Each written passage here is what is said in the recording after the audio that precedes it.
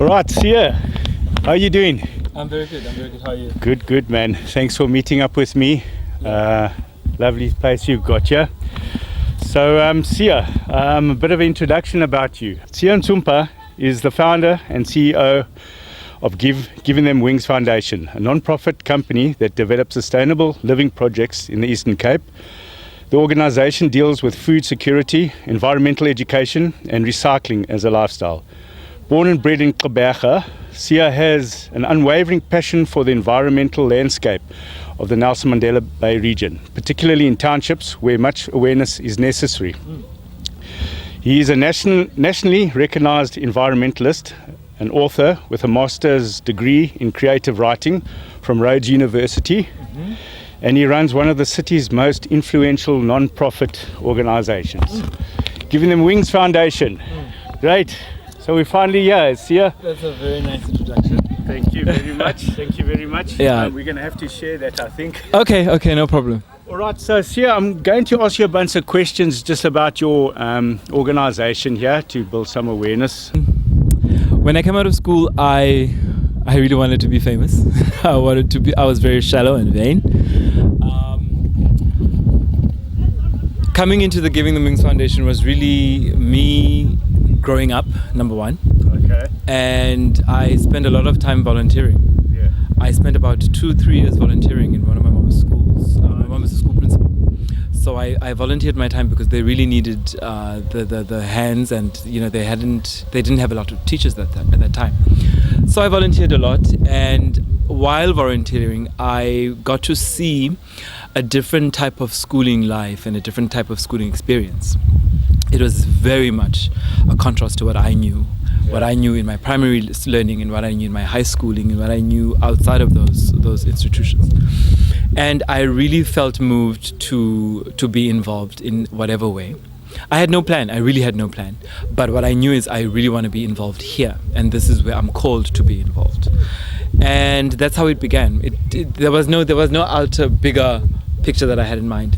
So what was it like when suddenly you realized what you wanted to do and that you're already doing it, and basically this was the direction you wanted to go into? It must have been, how can you say, quite an enlightened moment.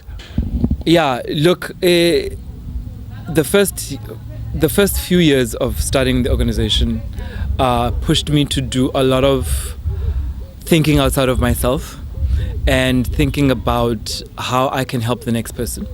And that was a very uplifting personal knowledge to have. It was not something that I've always had. It was just being in that situation at that time and seeing how the township schooling life is and what is necessary and what small contribution I could make. That is, I think, the foundation of the foundation. Especially in nutrition and food, and basically students being able to study and concentrate much better on a full stomach. Yes. Absolutely. So let me tell you how we really started. I was volunteering, as I said, and I was in the classroom. I was also outside with the kids, and I noticed that a lot of the kids would sleep in the classroom. And when you're dealing with these schools, if the child is sleeping, if the child has a stomachache, if the child has a headache, the first question you must ask is, have they had anything to eat? That's the root of everything. Yes. And what I discovered was that there wasn't breakfast, and there had not been sometimes supper the night before. And that was a constant thing. Absolutely. And then I thought, okay, they don't have anything to eat at home, and they also don't have anything to do outside of playing soccer. And not all of them are interested in playing soccer during break. They just hang around and they loiter in the school. And then I thought to myself, let's create something. And what I'm really interested in, besides books, is gardening. I love touching the soil. I love being within the soil. I love being outside. And then we started one garden. This was before even registering a foundation. This was even before having the idea of let's have a foundation. We just had one food garden at one school. And we did that, and it was a huge success. The kids took the vegetables home. The kids had the vegetables went into the kitchen, and the kids enjoyed it. The kids enjoyed it to such an extent that there was a notable difference in their behavior. There was a notable difference in their school attendance. And there was also a bigger interest in the other kids who weren't involved in it, but they could see how much the other kids liked it and they were interested. And what would happen is every year there would be kids saying, I want to be in the garden next year, I want to be in the garden next year, I want to be. And then I got to a point where, okay, this can be something that I do a lot and full time, but it requires some kind of structure, it requires some kind of funding, it requires money. Yeah. So then I went into the research of how we can create it into a legitimate thing. Yeah, well, lucky kids. I mean, that brings me to my next question. How long have you been doing this? I mean, it's been what, 9? It's going to be 8 years this year. 8 years. So you've actually helped kids from primary school into high school, and they've obviously excelled a bit because of what you've brought to the table, so to speak. Yeah, so we've been working since 2014. And if you could switch your cameras, that guy over there, he was one of my first kids in grade 5, grade 6, grade 7. And some of them really grow up with the foundation. They grow up with us. It's a really good thing to be a part of, to instill particular type of ideas in kids, in young black kids, young male black kids in these communities. That's a very important thing to be a part of, because there are a lot of influences that you pull them away from, and you create other interests in their mind. You know, even if they want to be successful, you create the idea that you can be successful in a way that is productive and is beneficial to other people, as opposed to being successful in a way that is very quick and might not be the best way going forward with your life. How many people actually working for you?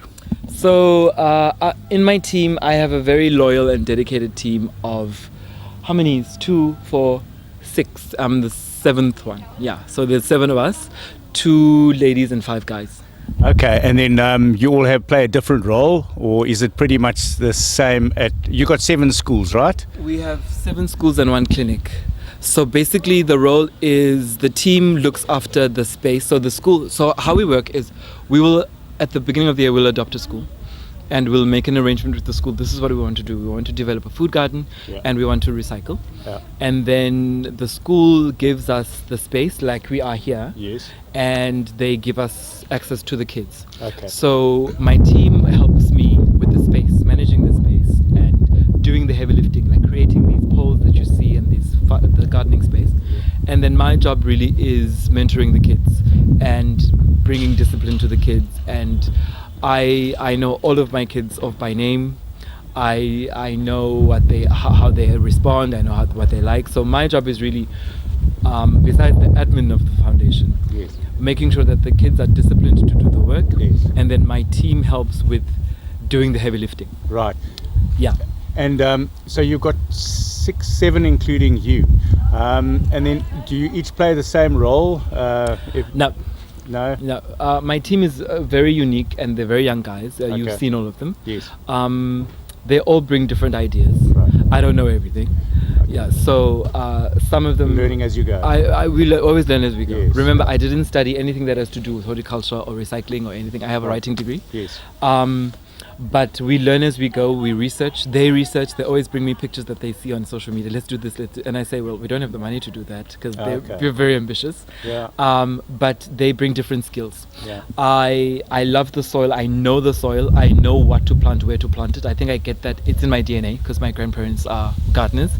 But I am not handy. You know, they bring that aspect. Right. They bring other knowledge that they have. They know how to use power tools. I don't. They know how to put up gutters. I don't. Okay. So they bring different skills, and they're very useful skills. We are very grassroots, and we work with 7 schools, but we are known very well, and we have a very good reputation, which I'm very proud of. And I would not have been able to do that without a proper team. No, brilliant. Yeah. No, well, you've got a good name. Good foundation. Yeah. That brings me to my next question. Paid or volunteers? My team are very Underpaid. Okay, If I could pay my Funding. team more, okay, it's break time. If my team could be paid more, I would really be happy. Sure. Everything depends on funding.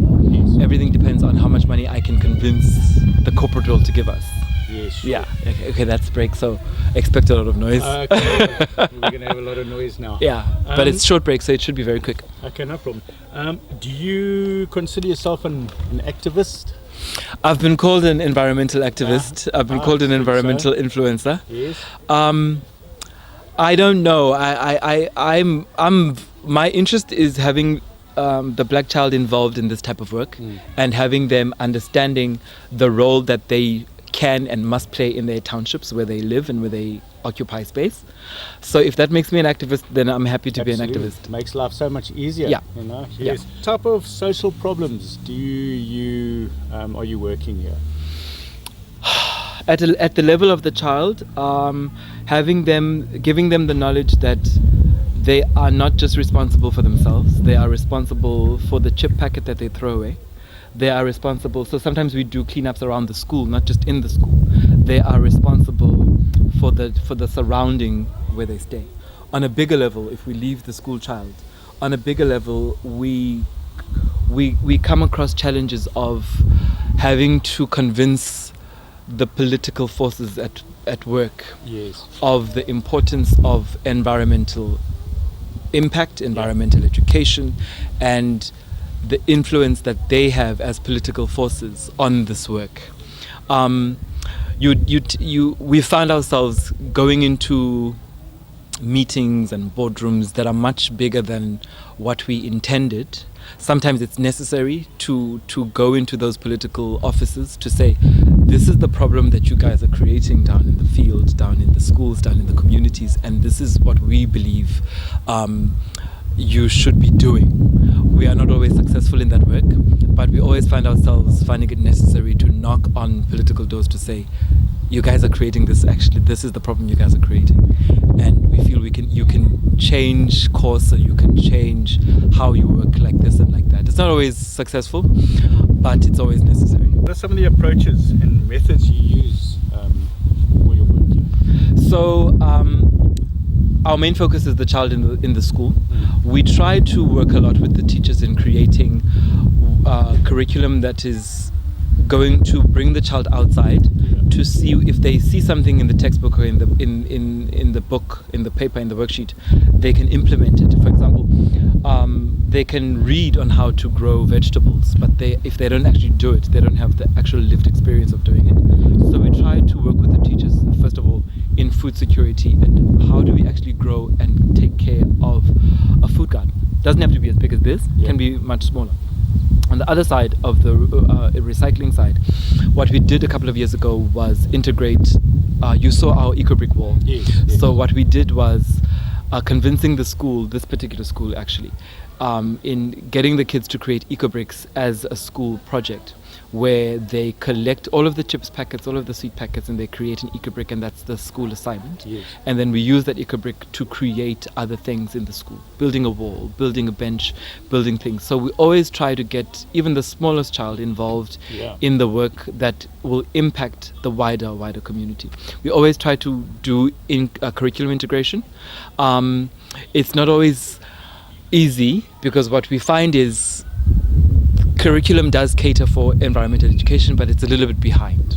There's always something new that you want to bring to the table, but you find that what's in the textbook, what the government and what the department and what the schools are giving the kids are way behind to what is happening No. And obviously you get the kids involved in growing, and then do they actually take this further and actually start learning at home? Have you heard any stories? So like that? if you're lucky, the kids are going to come now and they're going to be busy here. Okay, they actually come here during their break? Yeah, so what happens in our schools, the clubs, we have clubs in the schools of our gardeners and our recyclers, and their job is break time, they're here.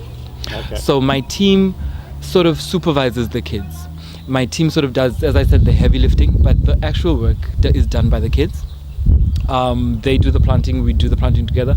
We teach them why we companion plant. Why do we plant spinach with carrots, or spinach with onion? Or why do we companion plant? Okay. what plants do we bring into the garden.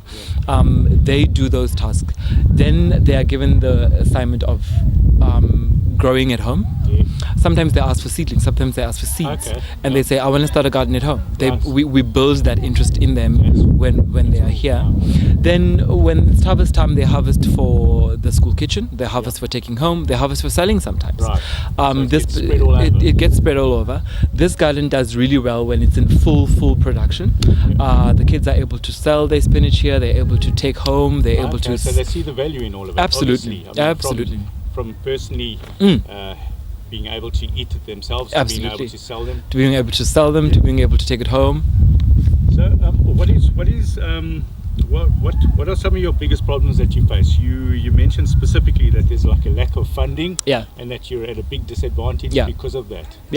Look, it's taken a lot of... We've been at work for 8 years. I think the first 3 years we were self-funded. It's taken a lot, and I understand with any non-profit community-based thing, it's taken a lot of time to convince the outside world to fund this work. Because you know, whenever I knock on doors, I'm always told, but government does this, or it's there's responsibility, etc. It's taken a lot of people to be interested in the work that we do. We, Giving the Wings Foundation is a daily thing. I always say I don't have a Father Christmas approach where I come once a year, take pictures and then go. We are in the schools every day. And we work different tasks in different schools every day. So funding becomes a challenge because we really require consistent funding. We've been lucky in the past 2, 3 years, 4 years where we've gotten some serious money from foreign governments. It's easier getting money from overseas than it is getting money from South Africa. Yes, you can say there's more money overseas, but that's not really realistic. But funding is a challenge. Okay. And then what are your main sources of funding? Foreign governments have been very good to us. We've gotten some money from the German embassy, from the French embassy. We've also gotten some money from the national lotteries. They've been very good to us, and I believe they'll be more good to us in the future. But we've got a nice partnership now with SPA, which I hope will grow in the years to come. So we always look to the corporates and see how they can be involved. We've also been burned. We've been disappointed. But the work we always find a way of continuing the work. And I think part of that is having a dedicated team that is interested in growing this. How much time do you spend on these projects per week? Is it every single day?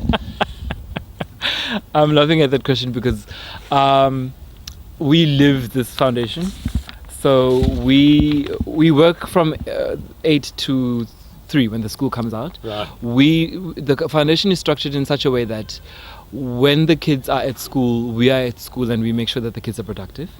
And then everything else that's wonderful and great that comes out of that is a result of us being there.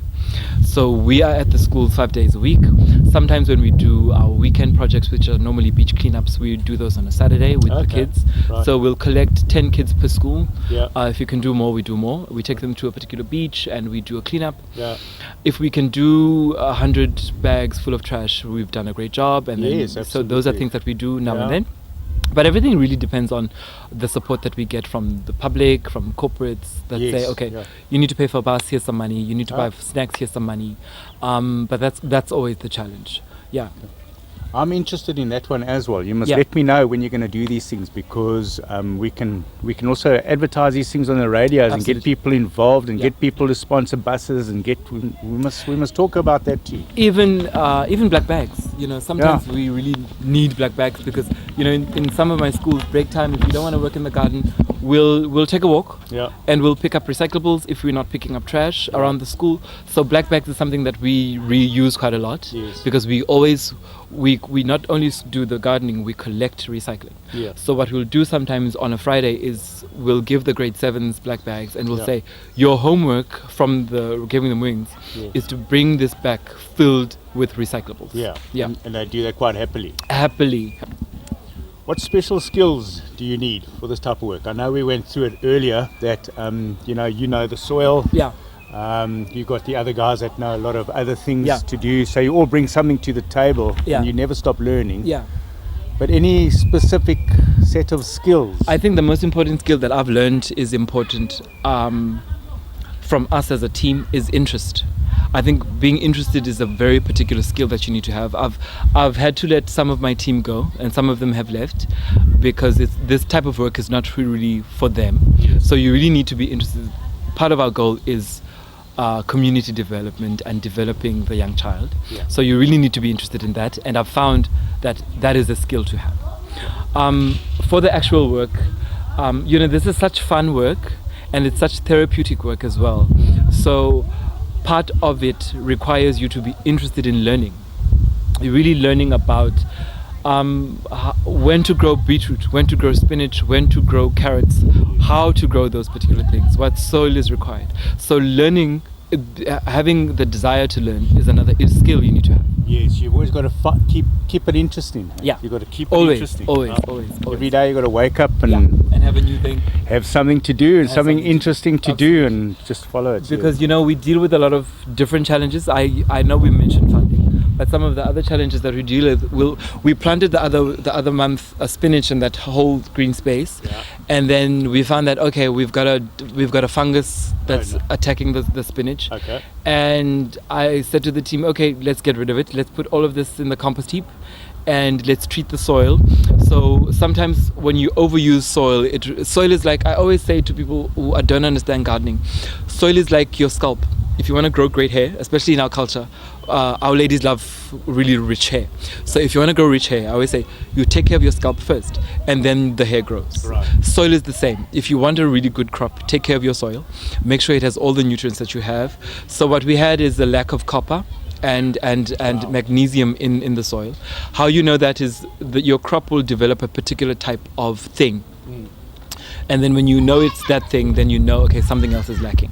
So we got rid of the spinach, and then we treated that, and now we've replanted again, and then we'll see how it goes. Yeah, there's a whole science behind soil, Absolutely. a whole science, Absolutely. and people don't actually understand yeah. and that at all. Yeah. So what we try to do is to be as organic as we can. So we use a lot of manure. We use a lot of composting. So we use a lot of manure tea. So part of the task at Break is driving out with our wheelbarrows and going to the small farmers in the community, collecting manure, bringing it back, dicing it up and throwing it into our wheelie bin and throwing water, and we create our compost tea, which is very rich for our soil. Got to keep feeding the garden. We've got to keep feeding the soil. And Siya, what are some of the ways that young people can take effective action for change in their own communities? You know what? Wherever in the years that I've worked with kids, whenever there is proper mentorship, and when someone comes in with an idea that is going to teach kids something new, kids will be interested. It does not matter what it is. If it has to do with sport, environmental education. So to answer your question, what young people really require as a base is proper guidance and proper mentorship, and then you can really drive them into whatever direction you feel they can be of use. My interest is this: it's food security, it's environmental awareness, and my team and I have done our best to drive kids to be interested in knowing and having the skills to do this. I always get roped in to do other awareness campaigns and other stuff that I'm not really passionate about or interested in, and I always say to people, you don't really need me particularly to drive that thing in getting kids involved. But if you bring it to the schools and to the kids, you will find a group of learners that are interested you're creating the excitement for it. So it really needs a driver. It really needs someone who's passionate about it and has a vision for it. A vision doesn't really always, it's not always there, but your vision can develop as you go, even with me. Yes, it always changes. People always say, you planned this. I never planned this foundation. But today, it's recognized in China, in Germany, in Brazil. It's just evolved. If you allow it, it evolves on its own. So that brings me to the next question: getting kids involved or getting them interested. For example, I mean, you bring. I've seen on your video about the kids that come in with the bottles, plastic bottles every day. Or is it a Monday? Or I mean, if you've got 1,000 kids bringing 1,000 bottles every Monday, it's like 4,000 or 5,000. That keeps a lot of stuff out the landfills? COVID, first of all, let me answer your question this way. COVID really messed us up because we really had a good system, especially in our big schools. This is one of our big schools where you have over 1,000 kids. And when you set a system to say every day when you're walking to school, most of our kids walk to school, you will see you'll find something. Whatever you see. And what I would normally do is stand at the gate, and when they're walking, they see me from a distance if I'm in the gate, and they remember, oh damn, this guy, and they turn around and they come. So that way it was very effective. But then COVID came in, and then it destabilized everything. Yes. So we really lost that rhythm. But when we had that rhythm, you would find that every single day we used to have a big container here, and we would every day we could fill it up with plastic bottles, and that is recyclable material that we're keeping from landfill. We take it to the recycler, or they come and pick it up. They come and pick it up. There's value in it. I mean, there's huge value, and they give money to the school, and you could really see they give money to us to buy particular things that we need in the project. That's a great way to just sustain it a little bit. To sustain it. So it was a great way to also monitor how much we keep from landfill. I think what you're speaking about really got us that award from Petco. At one point we were doing about 20,000 plastic bottles to a month that we were taking to our recyclers. Yes. We really had a really good rhythm system going. I mean, at break time, if for example, if the teacher's absent, I'll go to the principal and I'll whisper in the principal's ear. I'll say, listen, teacher so-and-so is absent, and there'll be a period of about an hour where the kids are free. So can I have them, and then I'll take them out, and then we'll fill out. Walk the area. So you've really got to be in there. You've really got to be in it and on and aware of know your school, know your kids. So that's how we've built what we have here. So it's absolutely brilliant what you're teaching kids from a young age, and how to do it, and how not to waste, and actually how the value of actually picking up, not only picking up stuff and making your area look great, but you can also collect stuff and you can actually make money from it. Collectively. Yeah, there's a lot of economic value to recycling, and also to the food garden. I think it's for me it's important for the kids to understand how to make a living from what you have, and from the soil, from how to make a living. I say to them, there's no such thing as waste. It's value items. Yeah. So if you're collecting aluminium cans, if you're collecting pilchard cans, if you're collecting tuna cans, there's value in that. Instead of looking for extreme ways of making sure that there's electricity in the home box, making sure that there's bread at home. These kids, this particular school does is when we harvest, we also have adopted a children's home in Corsten, where we take some vegetables there when we have. So it's part of how this school and how these kids give back to the outside community outside of the school. Yes. So it's always nice creating those types of relationships and that kind of insight in these young minds, that when I'm doing something, even if I'm growing these vegetables, I'm not really just doing it for myself, but it can also benefit another group of people without it being detrimental to myself. It goes quite far down the line. Yeah. So I also understand. I mean, I asked you the question. I said to you, do you want more schools? And you reluctantly said no. Yeah. The reason, obviously, I understand is because it's a lot of labor, a lot of work goes into it, and obviously without the funding, you can't get to more schools. But I mean, if somebody came along and they gave you more funding, you would definitely then start putting in other schools, because I mean, the bigger areas you are able to grow the food in, the more people you can feed, the more people you can influence. Yeah, the more people you can feed. But you know what? Number one, what's always important for me when growing food, you really don't need a lot of space to grow food consistently. No. But it's nice to have a lot of space to grow food. But also, to answer your question about the more schools, if I always posted this on my WhatsApp, I wish I had about 36 hours in a day, because I always feel like we can always do more. With more funding, we could always do more. Yes, I would love to have more schools, but also I would never want to lose the way I run this foundation, which is very personal. It's very, very important for me to say I know all of the kids. I don't want to be that person that delegating and teamwork is important, but for me it's very important for me to know that every single child that has come through the foundation, I have a direct link with them. That's very important for me, for my own personal enjoyment of the work. I don't want to be that person that just gives instructions and signs off on things. I really want to be in it. I think doing it in another way would take away the joy of it from me. Yeah. Yes, I mean, it's like the ninja baller. So you started off in primary school? I've known him since grade 5. Right. Are you together? Are you the same age? Or?